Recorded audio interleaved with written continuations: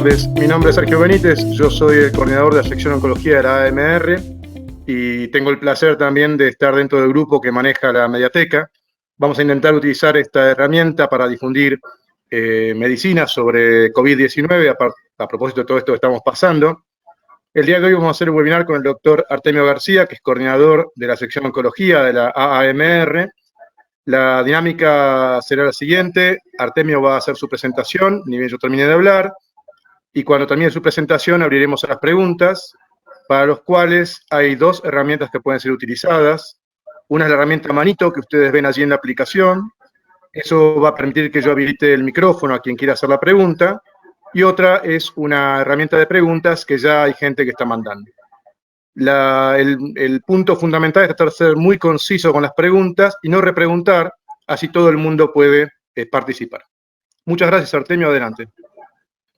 Bueno, buenas tardes. Gracias, Sergio, por esta iniciativa de nuestra presidenta, la doctora Susana Lunin.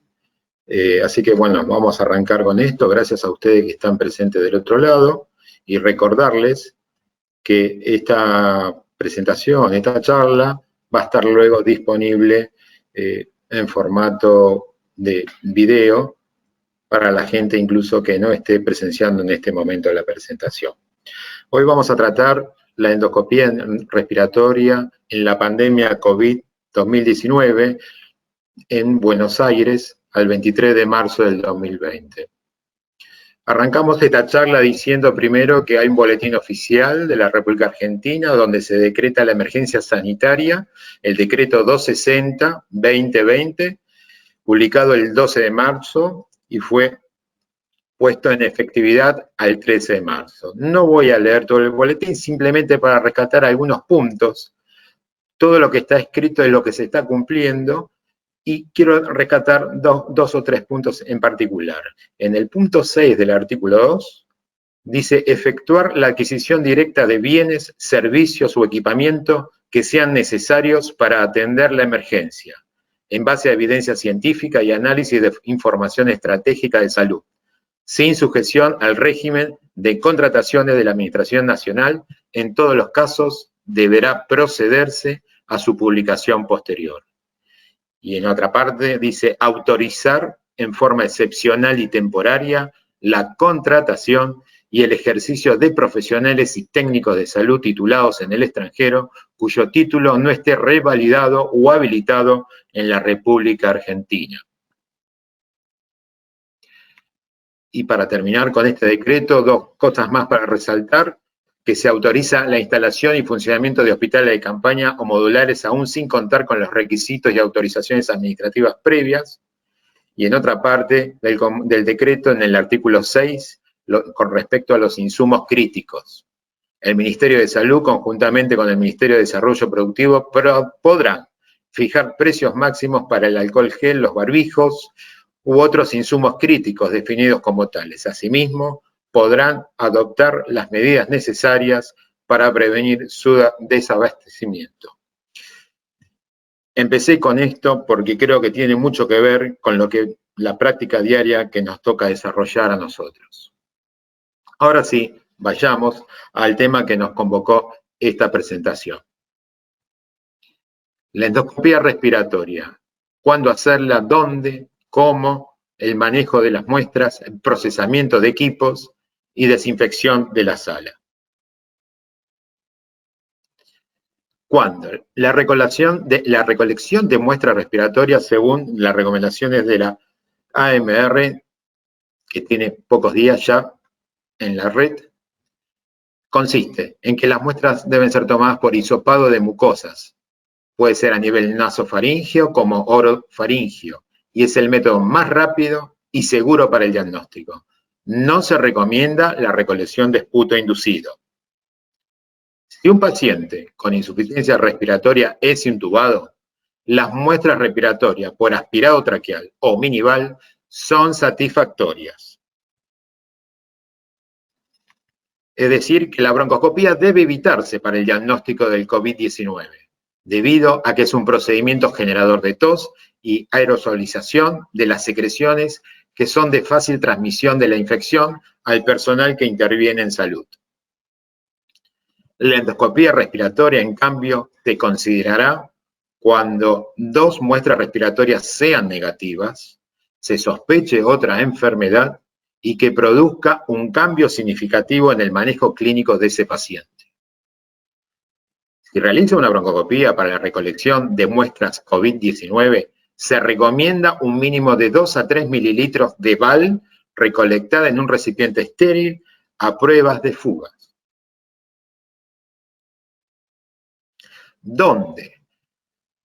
Dato muy interesante es a tener en cuenta que la broncoscopía se puede hacer en terapia intensiva, en una situación de aislamiento de ese paciente, o en quirófano con presión negativa, o en sala de endoscopía, símil quirófano por las características que todos sabemos.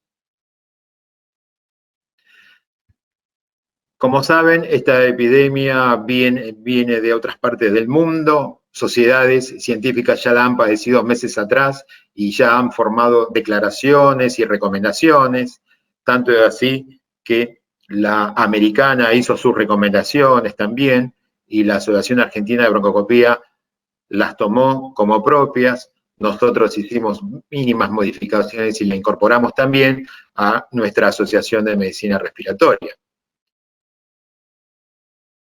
Lo importante acá es la seguridad al paciente y del equipo de salud. Todo estudio durante la epidemia de COVID-19 deberá realizarse bajo la anestesia general e intubación orotraqueal. Mayor seguridad para el paciente y el equipo tratante.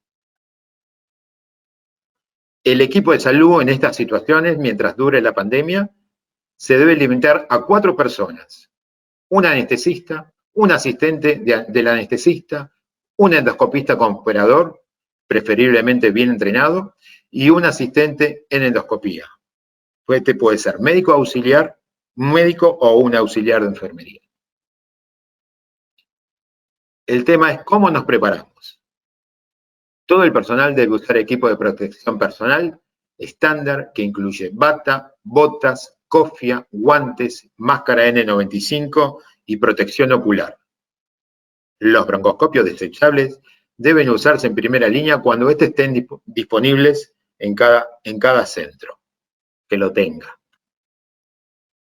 Siga el protocolo estándar de procesamiento de los equipos reutilizables. Vuelvo con este punto. Siga el protocolo estándar de procesamiento de los endoscopios reutilizables. Esto significa que los endoscopios se deben sumergir el 100% de sus componentes. No puede quedar nada sin ser procesado. Ninguna parte del endoscopio debe quedar afuera de la batea, si es el lugar típico donde realizan el procesamiento. Nada cambia, pero sí tenemos que sumergir completamente los equipos. Luego siga con la desinfección de alto nivel estándar para los broncoscopios reutilizables. Las mismas condiciones que la anterior. Sumergir totalmente el equipamiento. Son normas que lo dictan todas las empresas que las fabrican y las sociedades científicas. Limite al personal médico esencial durante el procedimiento y la recolección de muestras. Nos vemos afectados en este sentido en seguir ejerciendo docencia. No es el momento para la docencia dure esta pandemia. Siga las instrucciones de los comités para ponerse y quitarse el equipo de protección personal y los dispositivos desechables. De contar con sala de aislamiento para infección por aire, por presión negativa, es recomendable realizar los estudios en ese lugar. Lo más importante en todo esto, cuando nos enfrentamos al próximo paciente, que no vamos a saber si es un COVID verdadero, porque los tiempos a veces no juegan en contra, o por otros, no toda la población va a llegar a hacerse el hisopado. Vamos a tener baches en que todos tengamos el test negativo, o porque no llegan, o porque se acabaron los reactivos. Es normal en nuestro medio, por más que estemos en emergencia sanitaria. Entonces, es muy importante cuidarnos. Y lo más importante a todo esto es este paso inicial del lavado de manos.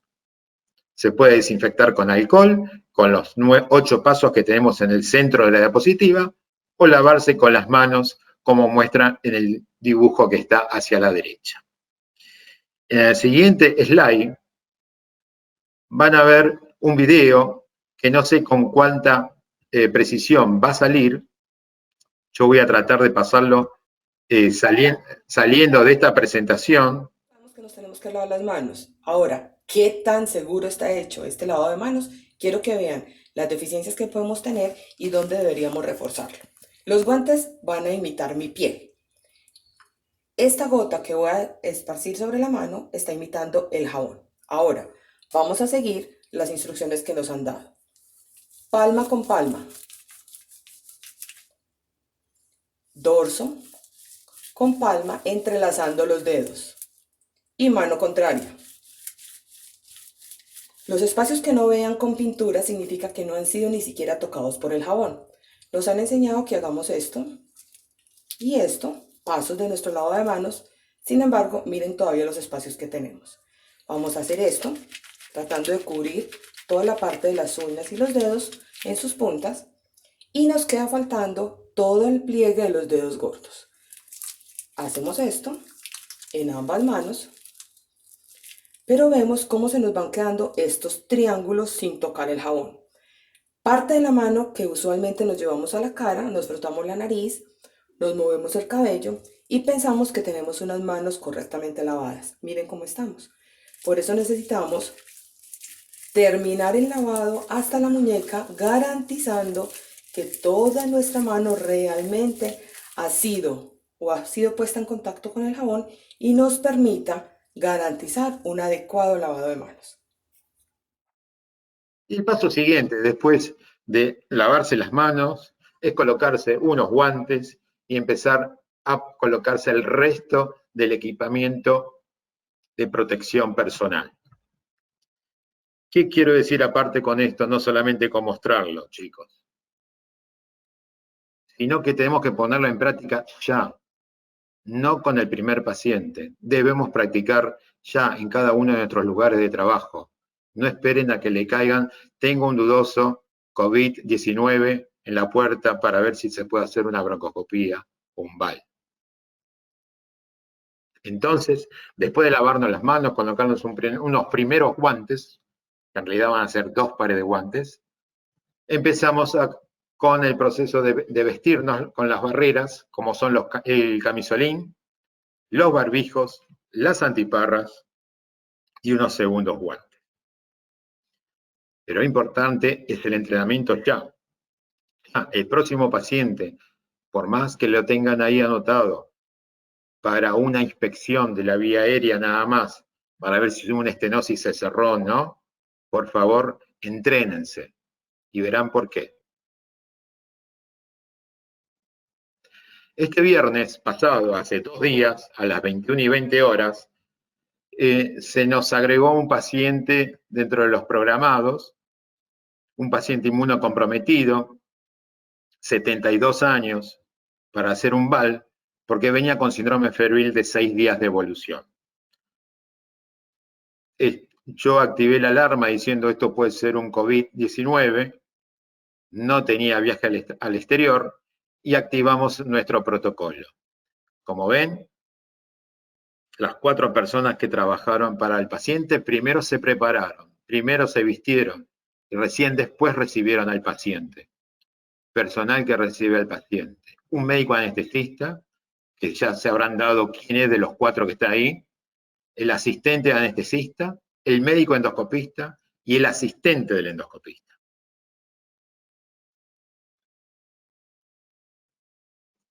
Todo se hizo de manera perfecta en este caso. El tema es cómo retirar correctamente los elementos de barrera. Eso lo hicimos bien también, pero hubo errores, que tocamos cosas que no teníamos que haber tocado hasta de sacarnos todo el material que tenemos puesto y contaminado. Lo más contaminado, como saben, son los guantes, las antiparras, los camisolines y posteriormente los barbijos. Así que una vez más les pido, entrénense ya.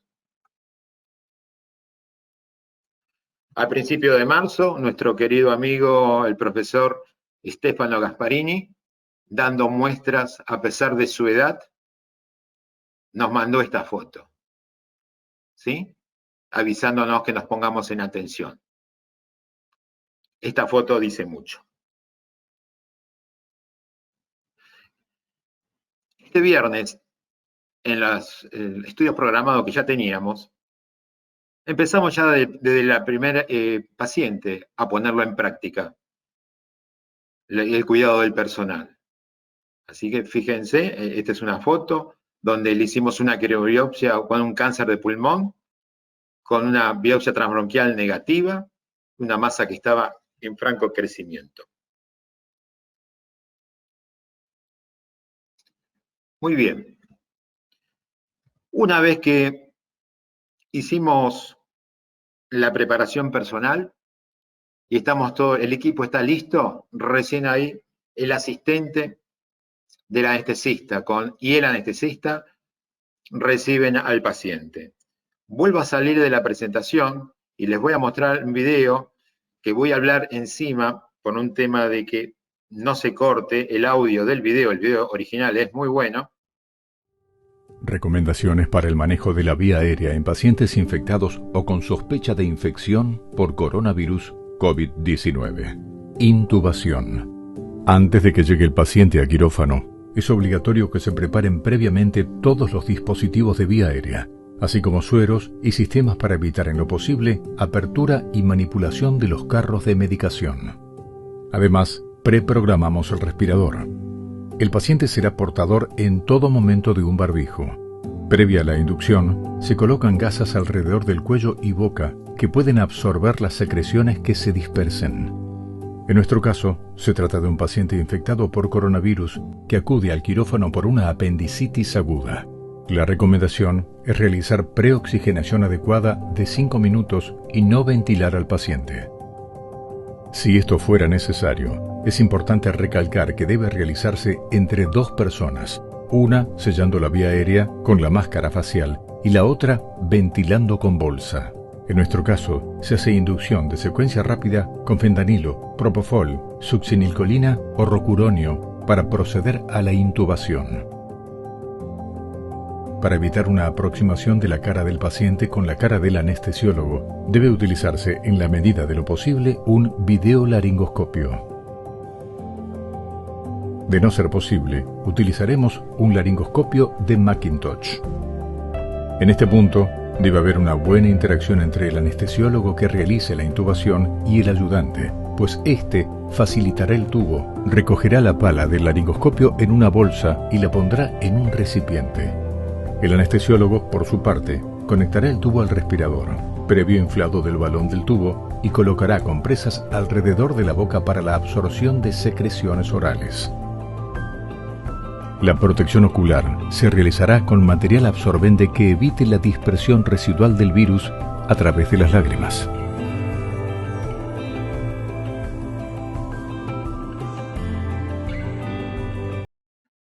Y este es nuestro paciente que había comentado al principio, que nos preparamos para recibirlo en el quirófano, para hacerle un VAL.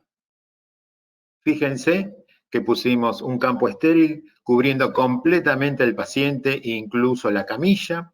Las partes azules más levantadas son los apoyabrazos de la camilla, no las tocamos. Después le hicimos un tajito con el bisturí al campo para enhebrar después el tubo cuando fuese entubado y que quedara un espacio razonable de ese campo para cubrir el resto de la cabeza. Por otro lado, el anestesista tenía una bolsa de nylon estéril que la abrió y trató de cerrar la conexión del tubo con el respirador. A este paciente decidimos hacerlo una vez que el paciente estaba en óptimas condiciones. Se desconectó al paciente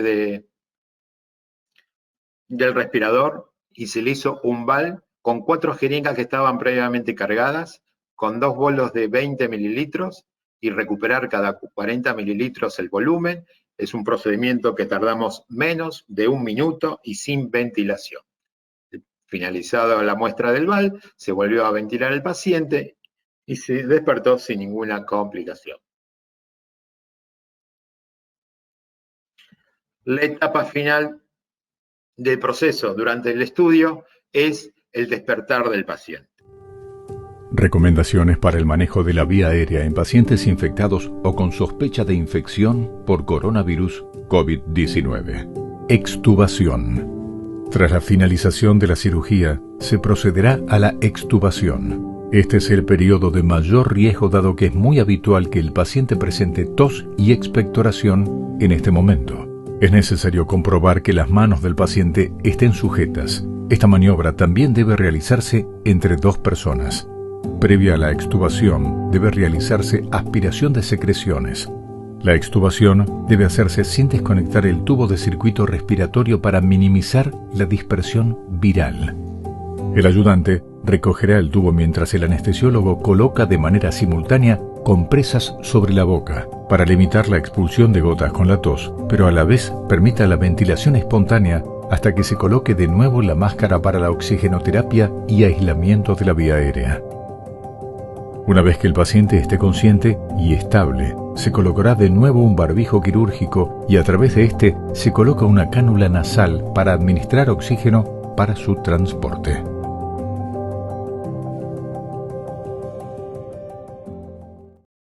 Como decía, distintas sociedades científicas trataron de priorizar las urgencias dentro de la broncoscopía. Este es un modelo que ha publicado la Asociación Americana, donde divide la broncoscopía en situaciones emergentes, en situaciones urgentes y en broncoscopías que no son urgentes. Nosotros también, acá en la Argentina, aprovechando ya la evidencia que hay en el mundo, hemos hecho las recomendaciones desde la AMR, diciendo que en realidad está prácticamente contraindicada. Fíjense que relativo, lo puse en minúscula, en principio las broncoscopías están contraindicadas. Ante una sospecha, un diagnóstico alternativo que impactaría clínicamente o una intervención para salvar de vidas, ahí podríamos meternos. Entonces, como decía en el slide anterior, la broncoscopía puede estar indicada por motivos selectivos. Debe posponerse hasta 30 días de la recuperación de un paciente de un cuadro infeccioso. Y estas situaciones son porque el paciente tenga una masa pulmonar o tenga una masa endobronquial, adenopatías en el mediastino, o iliares, infiltrados pulmonares y estenosis de la vía aérea de grado leve y moderado. La endoscopía respiratoria de urgencia o emergencia, con la intención de salvar vidas, no debe posponerse. Y las situaciones son las siguientes: hemoptisis severa o amenazante, y o estenosis severa de la vía aérea benigna o maligna, y sospecha de neumonía posobstructiva tumoral. ¿Qué precauciones generales debemos tomar ante una broncoscopía que no es urgente? Todos los pacientes que se presenten para una broncoscopía programada previamente deben ser consultados por sus síntomas. No es un paciente que entra a la sala y le hacemos el estudio. Rechequeemos, más allá del problema por el que viene, por un tumor, rechequeemos sintomatología respiratoria aguda relacionada con el COVID. Si es así, esta debe ser suspendida o pospuesta, mejor dicho, y notificar al personal del control de infecciones, ya sea de las instituciones o de salud pública. En comunidades con alta prevalencia de infecciones por COVID-19, incluso para broncoscopía de rutina en pacientes asintomáticos, se deben respetar las precauciones de aislamiento adecuadas y al mismo tiempo limitar la cantidad de personal al personal esencial presente. Procesamiento de equipos y sala de infección. Estamos en lo último ya de mi presentación. Procesamiento de equipos, todos sabemos los que nos dedicamos a esto cómo se hacen, e hice y remarqué en las primeras diapositivas lo que pasa. Los equipos son sumergibles de punta a punta. No pueden dejar una parte del endoscopio por miedo a que se empeore su estado, porque esto es letal para el equipo de salud. Así que les repaso el tema de la desinfección de la sala de broncoscopía. Los productos de limpieza que se encuentran en todos los lugares de salud, de centro de salud, tienen la capacidad suficiente de inactivar el virus. El tema es que respetemos estos pasos para seguridad nuestra. Previamente se debe recoger el material biológico, como resto de sangre, moco del paciente que no se ha sido arrastrado, utilizando materiales absorbentes y desechables, el cual se depositará en un contenedor de residuos patológicos infecciosos. Luego de eso, lo primero que hay que hacer es un proceso de limpieza de superficies, que incluye todo: mesas, mesadas, pisos, ventanas, paredes, superficie de apoyo, como en toda cirugía, como en todo quirófano, como se hace en todos los quirófanos entre cirugía y cirugía, mediante fricción utilizando detergente enzimático, enjuagando posteriormente con agua para eliminar la suciedad, por arrastre. Para ello se podrán utilizar toallas, paños de fibra, microfibra o trapeadores. Y el segundo paso es la desinfección de las superficies, con hipoclorito de sodio, a través de rociadores, paño de fibra, microfibra, trapeadores. Se deberá contar con el personal de limpieza exclusivamente designado. El personal de limpieza deberá utilizar el equipamiento de protección personal recomendado. En cada procedimiento se debe utilizar material descartable. Lo que yo le estoy leyendo, muchachos, esto está dictado desde el Ministerio de Salud. Tenemos el apoyo para poder hacer y trabajar las cosas bien. No sé si decir gracias o no a la maldita pandemia que estamos viviendo. Se deberá priorizar entonces la utilización de sábanas o camilleros descartables para cubrir la camilla de procedimientos. En el caso de la utilización de textiles, estos van a una bolsa doble cerrada y rotulada o en un contenedor sanitario para residuos contaminantes patológicos. Se debe asignar un lugar específico para los recipientes de residuos patológicos. En el momento de la limpieza de la sala, deberán abrir puertas y ventanas para facilitar la ventilación y circulación de aire, y la descontaminación de la sala durará entre 30 y 60 minutos. 1 hora para intercambio pasivo de aire. Se debe evitar la utilización de la sala hasta su completa limpieza o desinfección, las dos cosas, conforme a lo establecido en este protocolo. Todo el personal interviniente deberá recibir capacitación adecuada. Las sustancias que tenemos, los ingredientes activos, están disponibles en todos los centros de atención, no son costosos, necesitamos recursos humanos para que nos ayuden con este tema. Y lo más importante de todos nosotros es cómo nos cuidamos mentalmente durante esta epidemia. Prioriza tu cuidado. Come, duerme y descansa. Mantente informado. Usa fuentes fiables y evita la sobrecarga. No abuses de tabaco, café y alcohol. Mantén el contacto con tus seres queridos. Manejo de estrés. Clarifica tu rol.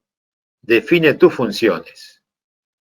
Conoce y acepta tus limitaciones. Respeta los descansos. Habla con tus compañeros. Date permiso para decir que no estás bien. Recurre a personas significativas para poder hablar de cómo te sientes. Maneja la angustia moral. Reconoce la ayuda que has logrado proporcionar y las limitaciones de lo que pudiste hacer dadas las circunstancias. No somos dioses. Atiende a las señales de sobrecarga, como la angustia o ansiedad elevada durante la mayor parte del día, insomnio e incapacidad para descansar, dificultad para mantener la atención en el trabajo y la sensación de reexperimentación. Esto me pareció fantástico y, como lo ven, lo copié y lo pegué del Servicio de Psiquiatría del Hospital Universitario de la Princesa. Vaya qué experiencia están viviendo hoy en día en España. La idea de esta comunicación es difundir y concientizar al equipo de salud. Muchas gracias. Espero el ida y vuelta de las preguntas. Y Sergio, te entrego la posta. Muchísimas gracias, Artemio. Impecable la presentación. Vamos entonces a dar lugar a las preguntas. Intentemos que sean concisas. Está Jorge, y un poquito de paciencia, porque estamos recién usando la aplicación. Está Jorge Román Ayala, que le vamos a dar la palabra para que él pueda preguntar. Dame un segundito, por favor. Sí, claro.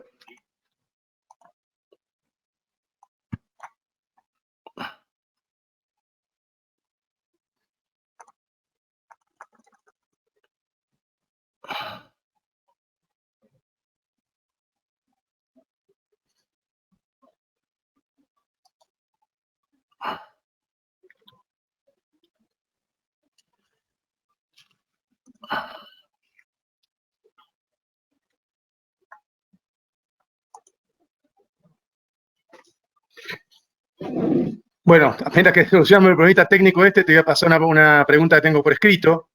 Dale. Me dice si no sería, en este caso, mejor realizar el lavado bronquial inoval y si el paciente no fuera inmunosuprimido. No me quedó clara la pregunta. No quedó La clara pregunta la pregunta. sería, salvo que el paciente sea inmunosuprimido, si no optar en todos los casos para infectológicos el aspirado bronquial en vez de realizar el VAL.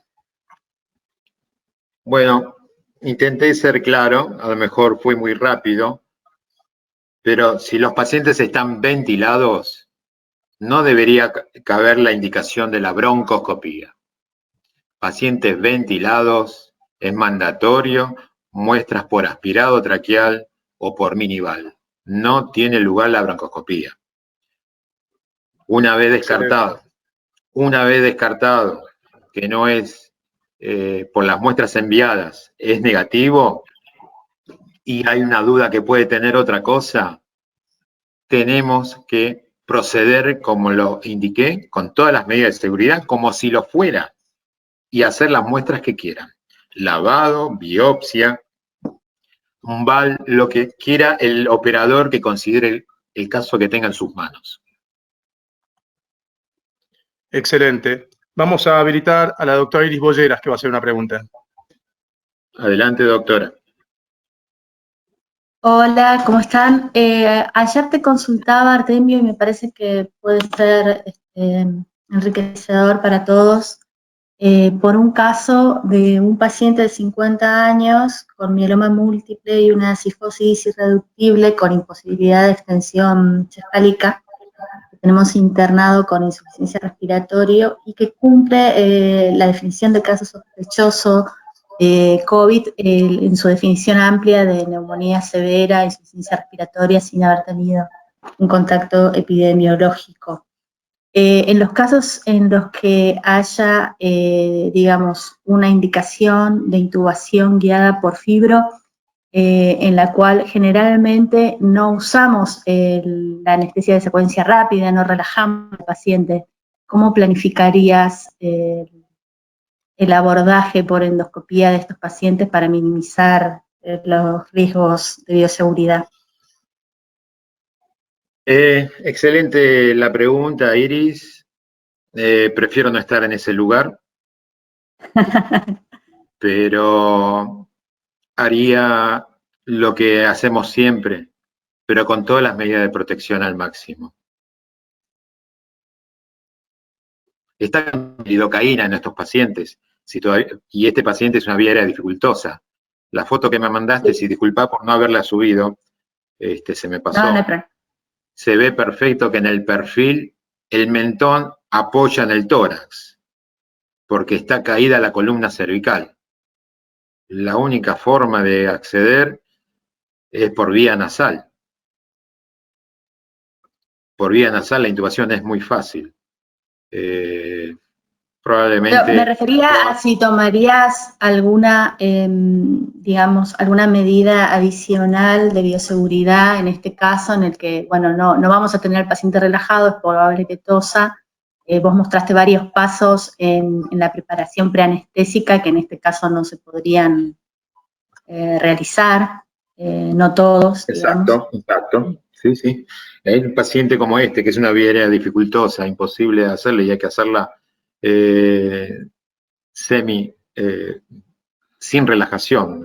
Creo que lo podés dormir si dan los tiempos, pero bueno, hay que hacer rápido, entrar, dilatar con hisopos, con lidoconipinefrida para dilatar las coanas, para que no se te frene el tubo, tratar de poder pasar por esa vía nasal un tubo 7,5, que es posible. Y una vez ya enfrentada a la laringe, profundizarla con propofol e intubarla directamente, sin tirar lidocaína a la laringe, que es lo peor, que empieza a toser el paciente. Solamente anestesiar localmente las narinas, la mucosa de las fosas nasales, para que permita, aparte de adormecerla, vasocontraerla para mejorar y dilatar antes de pasar un tubo, ¿sí? Pero las medidas de protección de máxima seguridad, que nunca las tomamos, no estamos acostumbrados. El que me dice que sí, en algo falla, estoy convencido, porque sabiendo lo que hay que hacer, cometimos errores el otro día. Así que por eso insisto que se entrenen ya, por favor. Ya el miércoles, cuando vuelvan cada uno a su lugar, pónganselo eso como una premisa. Y quería, ya dejo libre el micrófono, vos mencionaste los tiempos de desinfección, decías 30, 60 minutos y para la limpieza y 1 hora para intercambio de aire. Eso significa que si tenés más de un paciente, tenés por lo menos 2 horas entre paciente y paciente, si no tenés otro lugar donde hacerlo, ¿no? Correcto. Evidentemente va a ser una época en que vamos a hacer solamente endoscopías imprescindibles, así que vamos a bajar nuestra tasa de uso en broncoscopía tradicional y estaremos más que nada apoyando al resto del equipo de salud para que no se desmoralicen en el tema de esta pandemia y tratar de parar la pelota, ayudarlos en la toma de decisiones. Muchas gracias. No, por favor. Muchas gracias, Iris. Vamos a abrir el micrófono a Horacio Matías Castro para que él pueda hacer su pregunta. Adelante, Horacio. Hola, buenas tardes a todos. Artemio, muy buena la charla. Te quería tener 2 preguntas puntuales. Una, si esperamos solamente un hisopado negativo o 2 hisopados negativos, teniendo en cuenta que por ahí la sensibilidad del hisopado no es tan alta. Todo depende de la clínica del paciente. Si el paciente da tiempo para hacer un segundo hisopado o en el momento del segundo hisopado ya está intubado el paciente. Nunca es una urgencia la broncoscopía en estas situaciones, ¿sí? Sí, el manejo clínico es lo más importante.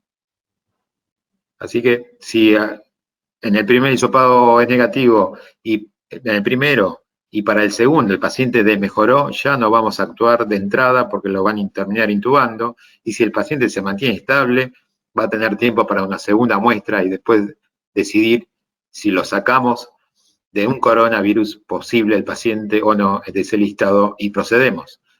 Pero por más que sea negativo, chicos, tomemos todas las medidas de precaución, todas, aunque parezcan, no, este no es. No podemos, no vemos al enemigo. Lamentablemente, como lo que estamos leyendo, esta es una verdadera guerra donde el enemigo no lo ves. Así que la única forma que tenemos, la única herramienta que tenemos es protegernos. Gracias, Horacio. Gracias, Horacio. Esto que relatás es muy interesante. Los colegas de Europa están reportando tasas elevadas de contagio para el personal de la salud, lo cual hace que el personal de la salud, que es de gran importancia, deje ir al hospital. No sé si quieres alguna consideración al respecto. Sí. Cada lugar de trabajo va a tener que armar su propio algoritmo de trabajo. Lo que hablamos, lo que mostré ahí del servicio de psiquiatría, dándonos las pautas, es muy importante. va a haber muchos colegas noqueados, choqueados emocionalmente, el cual no podrán cumplir con sus tareas. En cada lugar de trabajo van a tener que proporcionarse días de descanso. Hay que hablarlo internamente y cada institución debe armar sus propias directivas, porque si Argentina es Italia o España, que en algunas características sociales nos parecemos mucho, es probablemente que tengamos las mismas dificultades. Por más que armemos hospitales de campaña, no tendremos personal de salud que atienda a esta gente si no nos cuidamos cada uno y nos protegemos. Muy bien, vamos a darle lugar al doctor Alberto López Arauz para que haga su pregunta. Estamos esperando la conexión de internet. ¿Cómo no? No hay problema.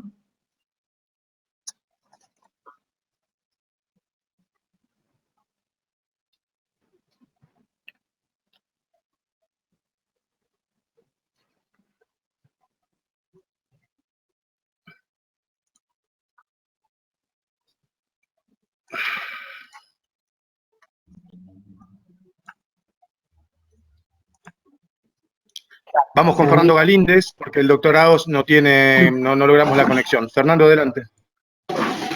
Sí, buenas tardes. Gracias, Artemio, por tu presentación. Están dando vuelta unos videos que ya los vimos en el grupo de broncoscopías en pacientes con COVID-19 que hacen que las secreciones se espesen y que eventualmente para instilar N-acetilcisteína o algo así para aspirarlas. ¿Hay algo que vos nos puedas decir de esto?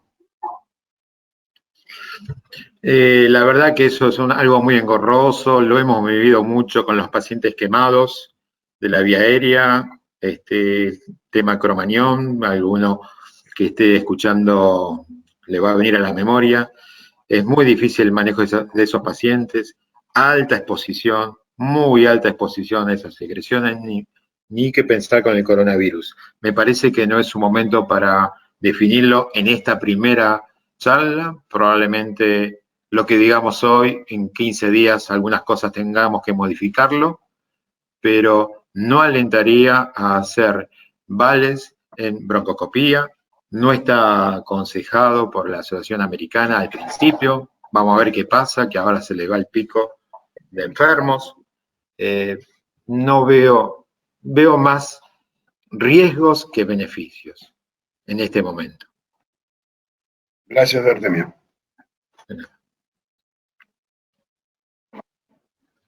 Muy bien, vamos a seguir con la doctora Luning, que está queriendo hacer una pregunta.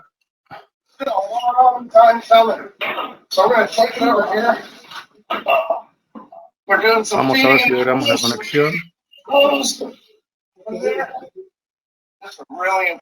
Hola, ¿me escuchás, Sergio?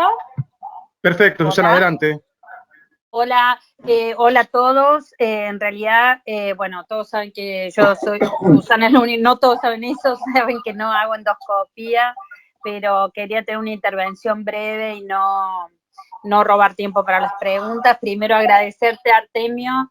La verdad que ha sido una exposición clarísima, clarísima, muy enriquecedora, y te agradecemos el esfuerzo. Y bueno, eso que vos dijiste, todos los días estaremos diciendo, actualizando información, y esperamos que eso sea entendido.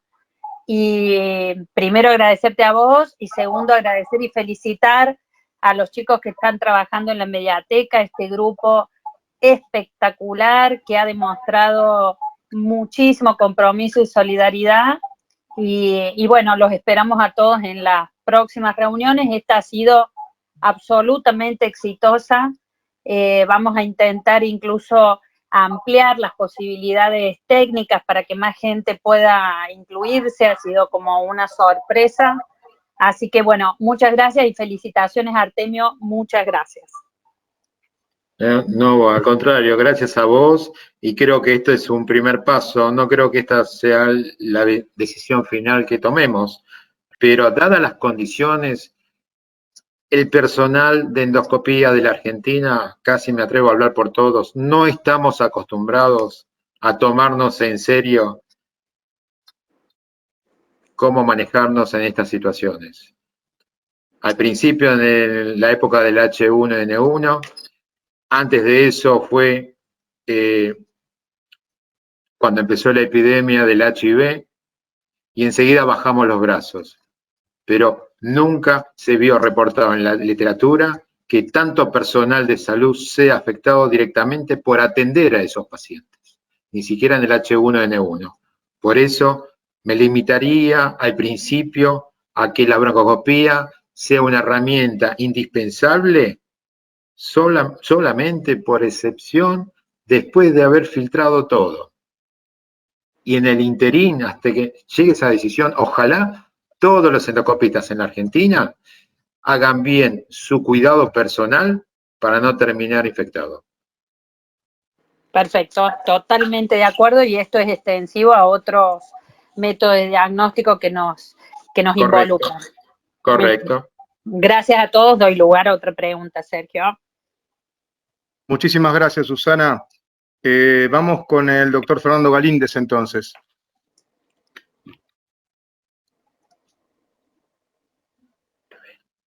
Yo ya hice mi pregunta, gracias. Nada, perdón. Avancemos entonces. Vamos con el doctor Pedro Glimrat. Hola, Pedro, adelante. Sí, ¿qué tal?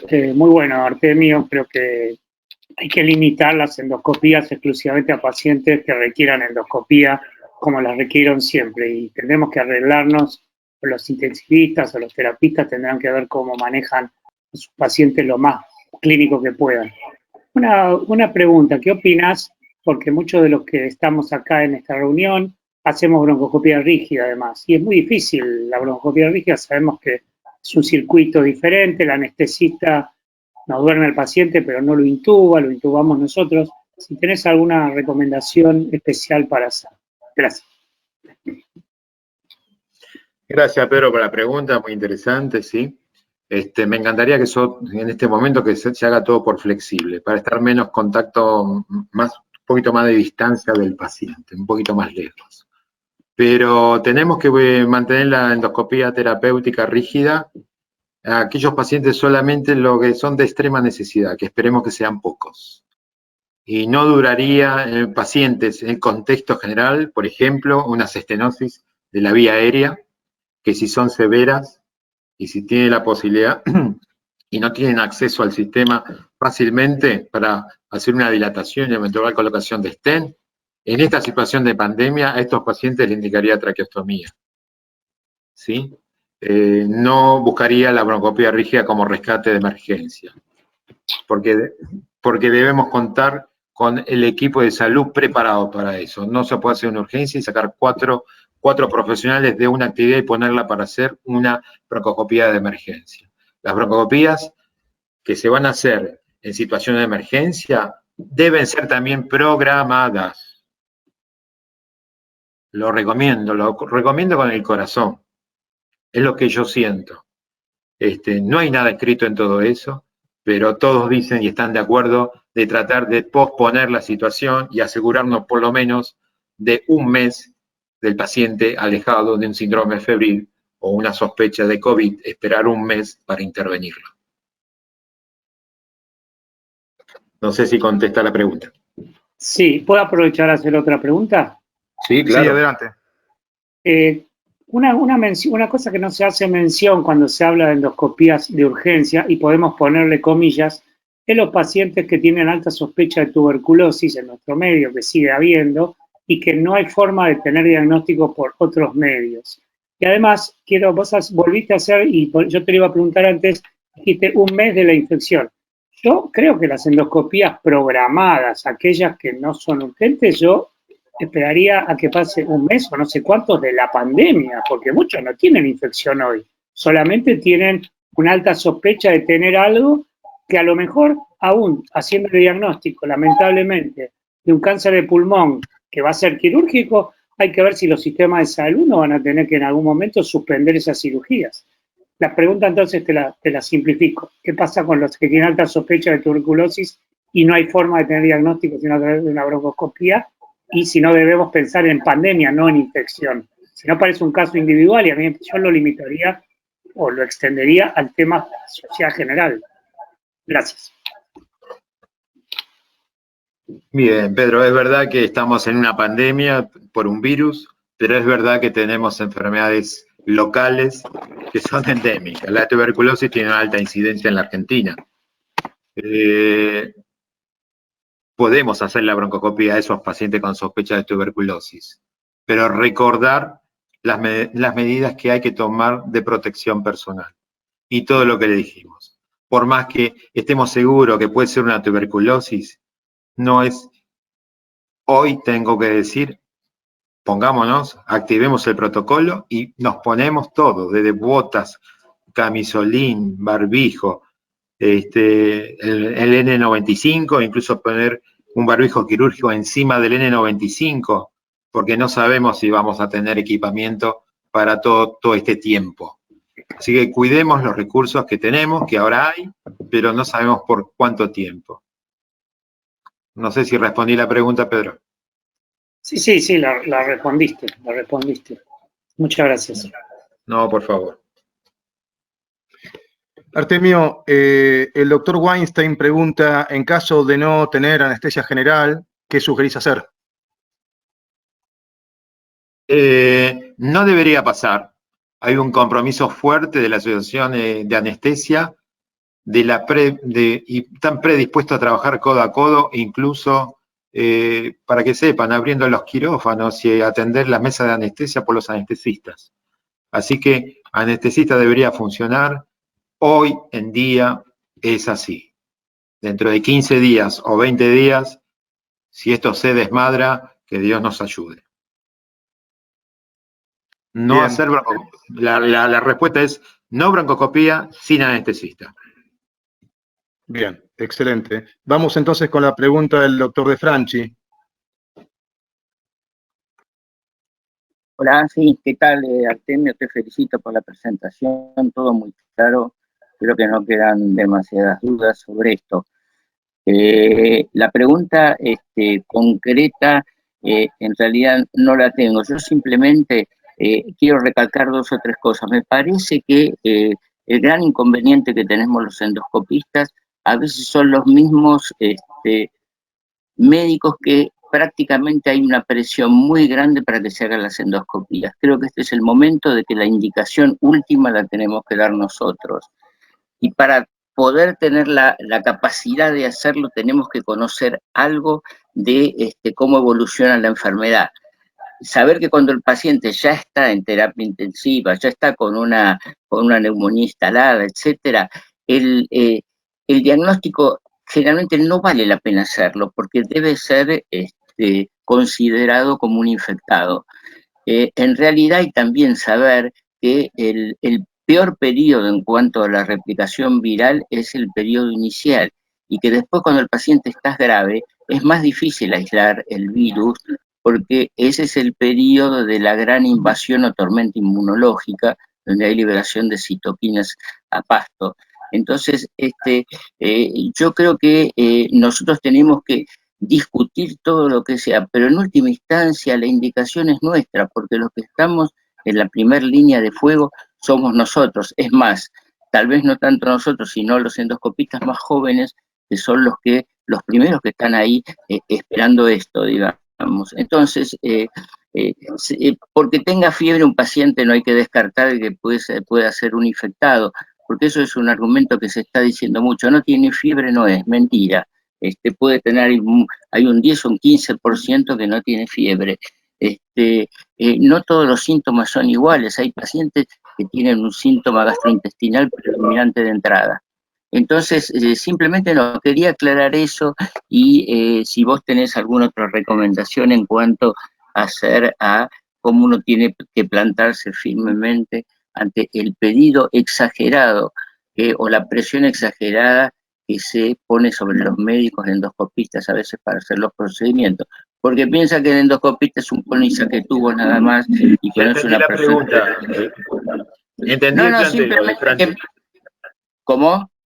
Te entendí muy bien el planteo, doctor De Franchi. Ah, bueno. Listo, gracias. La respuesta es sencilla, clara.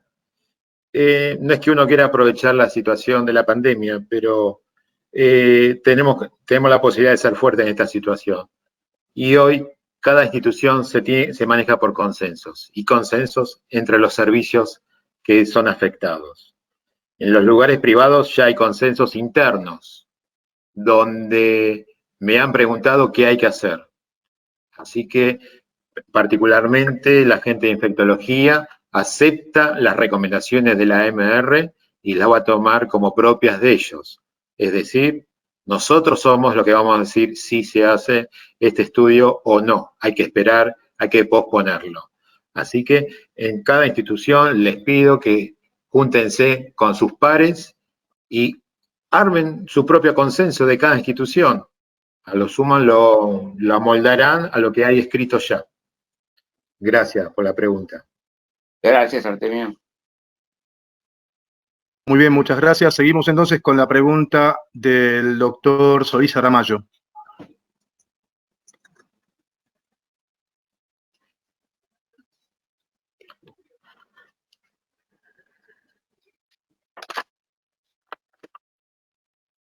Estamos tratando de conectarnos.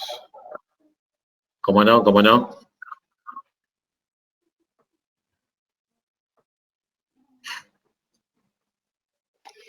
Artemio, aprovecho esta pausa y te pregunto una de las preguntas que viene escrita. Nos preguntan acá si el doctor Sánchez Adario, si estas recomendaciones se extienden a pediatría. En realidad son indicaciones de sentido común, que se extiende para todo profesional que tenga que realizar maniobras invasivas en un paciente. Me parece que es eso, sentido común, las medidas de protección y discutir hacia adentro en los lugares de trabajo y hacer sus propios algoritmos de trabajo o consensos para poder, más que nada, cuidar al equipo de salud, chicos. Nos tenemos que cuidar entre todos. Eso es lo más importante. Muy bien, muchísimas gracias. El doctor Aramayo no puede abrir su micrófono, pero me envió la pregunta por escrito. Hola, sí. Ah, ¿estás ahí? Bien, bien, adelante. Sí. Igual, Ese doctor es un sí, poco lento. Artemio, muchas gracias por la charla, la verdad que excelente y un gran apoyo académico y emocional, me parece. La pregunta es muy clara y tal vez es una opinión también, en el sentido de que en el momento epidemiológico en el que estamos ahora, en el que tal vez no nos pidan para COVID, o sea, con pacientes con diagnóstico COVID, sino pacientes febriles con neumonía, y ya que la definición de caso sospechoso está cambiando día a día, y hoy, por ejemplo, es neumonía aguda de la comunidad, con infiltrados nuevos, ya es una sospecha de COVID, ¿no deberíamos pedir hisopados previos antes de hacer una endoscopía? Totalmente de acuerdo con el planteo.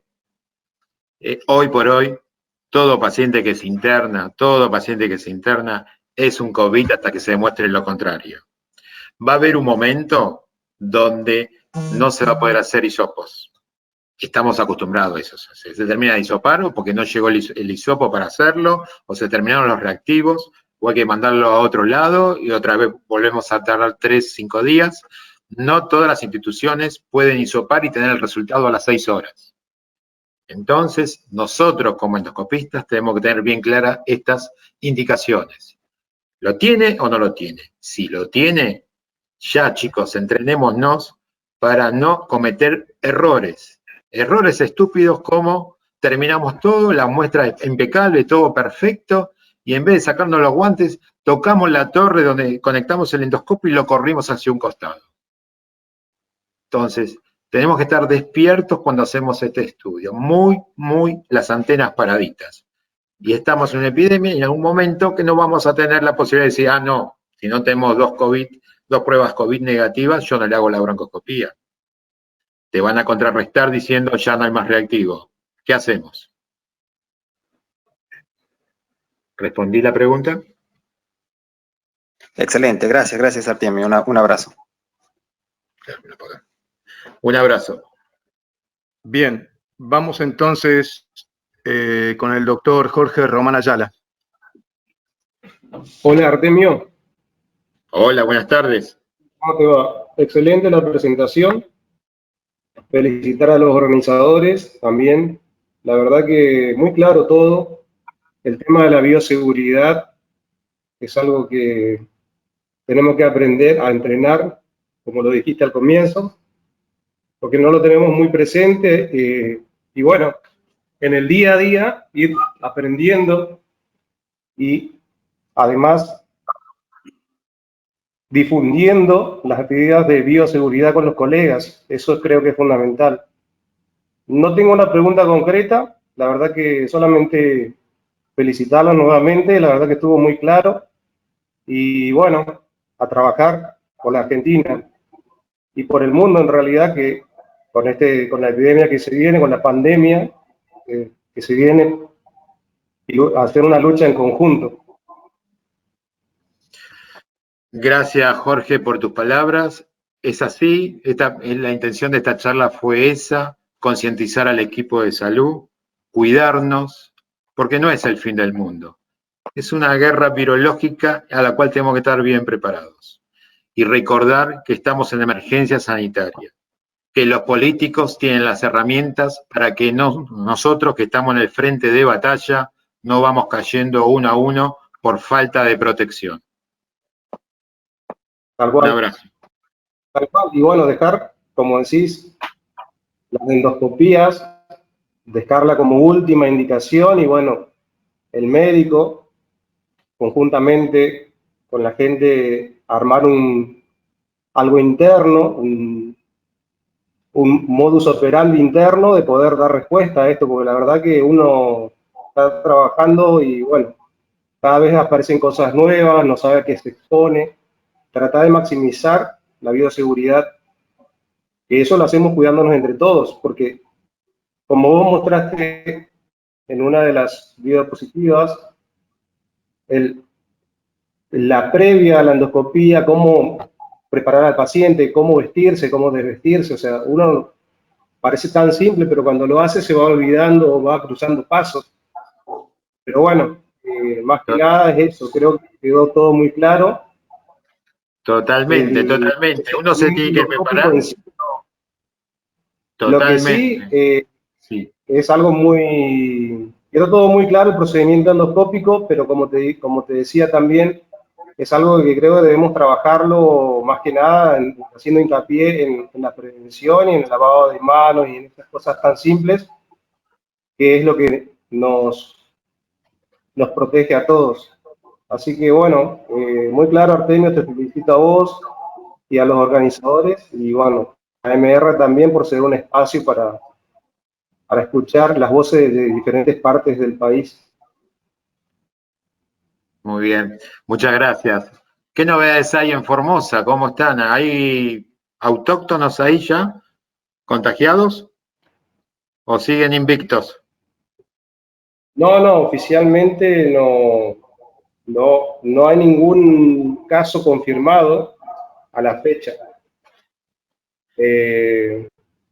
Más que solamente hubo 3 sospechosos, que la primera sospecha provincial dio negativo. Ayer dieron un informe oficial a través del Ministerio de Salud de la provincia, y bueno, no tenemos hasta el día de la fecha confirmado casos. Pero bueno,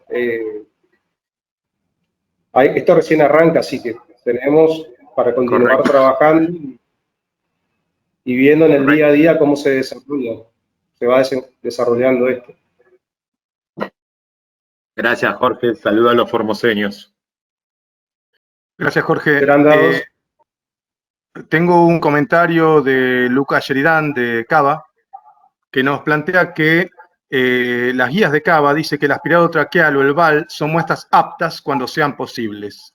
Entonces el planteo que hace, a propósito de lo que hablamos, es que tal vez debería la Asociación de Medicina Respiratoria pedir que se aclare que se trata de una contraindicación relativa. No sé si vos opinas lo mismo. No entendí la duda, El planteo que hace el colega es solicitar al gobierno de la ciudad que establezca no como una indicación relativa, sino como una contraindicación relativa a la realización de la fibrobroncoscopía para obtener muestras para diagnóstico de COVID-19. Bueno, creo que a través de la AMR podemos hacer los vínculos necesarios para aclarar este punto en particular. Sí, comparto lo que dice el colega. Muy bien, vamos entonces con la pregunta de la doctora Mayra Guillén Cuadrós. Adelante, Mayra.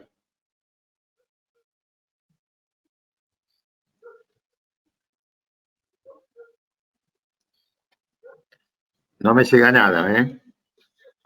Tenemos que esperar un poquitito porque la velocidad de conexión es lenta. Perfecto, está bien, está bien.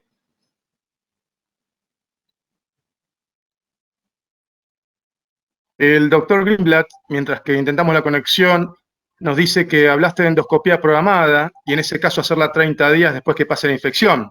Y se pregunta, ¿te referís a que pase la pandemia?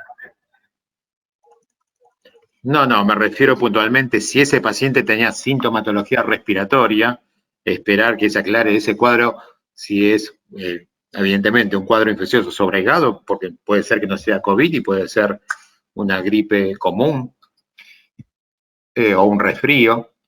Entonces, esperar que aclare ese cuadro el propio paciente, no la pandemia, para programar el estudio de un tumor de pulmón, por ejemplo.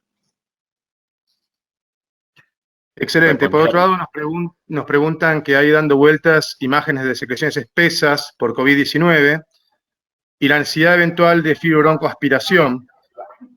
¿Cuál es tu opinión al respecto? Mi opinión al respecto, que en principio la desaconsejarlo. Eso hay que verlo día a día. Vamos a tener que vivir nuestra propia experiencia, pero en principio no aconsejo la exposición del personal a esa situación. Ya bastante van a estar expuestos nuestros kinesiólogos, que van a estar día a día aspirándolos. La broncoscopía no sirve aspirar secreciones, la tenemos que pautar cada cuánto, cada 6 horas. No va a alcanzar con un solo lavado y aspirado. Recuerden que los quemados que tenían secreciones espesas, había que aspirarlo casi todos los días. Así toda la mortalidad fue alta en los quemados. Así que sería muy cauto y menos ansioso con pensar que podemos salvar esos pacientes haciéndole aspiraciones bronquiales 2 o 3 veces al día. Es muy difícil eso. Habría que verlo puntualmente y no largarlo como una normativa o aconsejar que lo hiciéramos. Sí, al respecto, esto de armar protocolos, si bien está desaconsejado en la unidad de terapia intensiva el uso de humidificadores activos para fallas de humidificación y secreciones espesas, es una opción válida. La Sociedad Argentina de Terapia Intensiva ha publicado las guías de cómo utilizarlos basadas en el Ministerio de Salud. Y la verdad que me parece interesante, ¿no?, que se combinen los esfuerzos para evitar intervenir al máximo a estos pacientes. Totalmente de acuerdo. Probablemente los terapistas van a tener que ponerse de acuerdo en ese punto. Preferible mantenerlo humidificado al paciente que exponer al personal asistencial, como nombré recién, a los kinesiólogos que tengan que kinesiar estos pacientes 3 veces al día. La verdad que sí, aunque suene contradictorio, habrá que humidificar los respiradores y va a ser un ensayo y error. Por eso tanta mortalidad y por eso las cosas de desborde que hay en otros lados del mundo, ¿no? Pero nosotros no aplicamos ahí como una solución. Bien. El doctor Héctor Varas nos pregunta, en caso de endoscopios descartables, que sabemos que son muchas veces reutilizados, ¿debemos descartarlos definitivamente en caso de ser usados? Sí, es una pregunta para una respuesta fácil. Sí, son descartables, cumplen la misión, un solo uso y se descarta. No podemos jugar con eso. Es muy difícil tener una alta desinfección en sus equipos y el costo, hoy por hoy, el costo de esos equipos rondan los $400. Así que bueno, si hay una institución que quiere seguir estando en ese campo, seguir con material descartable, es porque lo puede financiar. Yo creo que no estoy aconsejando que el que no tenga que lo compre, no estoy diciendo eso. Pero me parece que cumple esa función, un solo uso. Gracias. Vamos a escuchar al doctor Pedro Greenblatt de nuevo, que desea hacer una propuesta. Sí, perdón, un poco en función de las cosas que se dijeron y bueno, no sé si Bien. Susana Liuni todavía sigue conectada o no, pero sí me consta que hay muchos miembros de la comisión directiva de alto rango de la AVE y si no, bueno, la AMR se le puede avisar. Yo creo que las dos sociedades tendrían que hacer un pequeño resumen de lo que vos planteaste para enviarlo a todas las instituciones donde cada uno de nosotros trabaja, con el único objetivo de exigirles o plantearles que si no vamos a contar con todos los elementos de protección personal que son considerados por nosotros como absolutamente necesarios, no vamos a poder responder a la demanda de endoscopías, ya al margen de las indicaciones urgentes o no urgentes. Me parece que eso es, yo propondría eso y bueno, creo que ya que hay dos organizaciones acá reunidas, porque todos sabemos que la sección endoscopía de la AMR y la AVE siempre han mantenido casi las mismas personas, creo que es el momento como para decidirlo. No sé qué les parece al resto. Sí, Muchas me gracias. parece muy bien. No, gracias a vos, Pedro. Me parece muy bien hacer un comunicado de las dos asociaciones para que cada socio después lo transmita en sus lugares de trabajo. Y hacer hincapié el consenso interno o una normativa interna para cada institución también, ¿no? Más allá de lo que rija la autoridad nacional. Estoy de acuerdo. Gracias. El doctor López Araos, además de felicitar por la presentación, escribe lo siguiente: en las recomendaciones de medicina respiratoria no se incluye como broncoscopía de urgencia al paciente neutropénico febril. ¿Hay alguna razón o se escapó? Y la segunda, un comentario para pacientes positivos para COVID, cursando neumonía que desarrollan criterios de una infección agregada, seguramente deberemos efectuar VAL. Me gustaría tus reflexiones. Sí, cómo no. Las reflexiones son siempre las mismas. Los pacientes neutropénicos febriles, hay un algoritmo de tratamiento empírico, la broncoscopía en líneas generales no cabe de entrada, no se hace de rutina un VAL de entrada.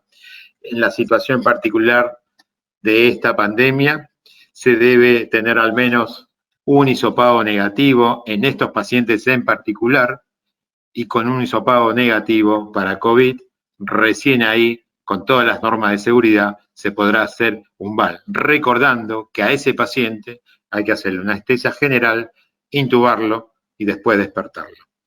Pero sí, nunca es el primer paso, siempre es el manejo clínico. Espero haber respondido. Excelente. Nos pide Javier Abdala alguna reflexión sobre la preoxigenación antes de la intubación y si esto no sería un momento de peligro para dispersar el virus. ¿Qué tal, Abdala? Sí, está contraindicada la preoxigenación al paciente. Se apoya máscara naringea, se apoya la máscara nasal en el paciente y se comienza a dar la medicación de secuencia rápida. E inmediatamente se toma el laringo y se intuba. No se hace una preoxigenación, porque es el momento más sucio, para que se entienda rápido, el manejo con estos pacientes. Excelente. Vamos a una pregunta, a darle el micrófono a José Luis Arquís. Adelante, José Luis. Sí, muy buena la disertación de Artemio, lo felicito, muy claro todo. Lo que quería preguntar, en el caso de tener disponible el test rápido y que dé positivo y ya queda sin efecto la broncoscopía y VAL. Por supuesto que queda descartado. Más allá de que tenga infiltrados pulmonares bilaterales. El manejo como cualquier paciente con una neumonía que ingresa a la terapia. Después se seguirá con minivalvo aspirado traqueal si no mejora. ¿Respondí la pregunta? Sí, gracias. Por favor. Bien, tenemos algunas preguntas, pero son bastante redundantes en cuanto a lo que se charló. Esta presentación va a estar desde el día de mañana o pasado, que son 72 horas, 3 días, lo tendremos en el sitio de la Asociación de Medicina Respiratoria. Así que si no hay más preguntas, creo que podríamos dar por concluido el webinar. No tengo problema, no tengo nada programado en quirófano, estamos guardados, así que depende Excelente, de la gente depende de la gente que esté conectada del otro lado. Acá en Te casa agradezco mucho. Te dieron permiso. Me dieron permiso hasta las 6 de la tarde, no hay problema. Excelente. Che, te agradezco muchísimo tu predisposición y desde la Mediateca quedamos a disposición de todos los que necesiten esta herramienta para difundir información. Muchísimas gracias. Bueno, muchas gracias a vos y a todos los que están trabajando detrás de la Mediateca. Gracias.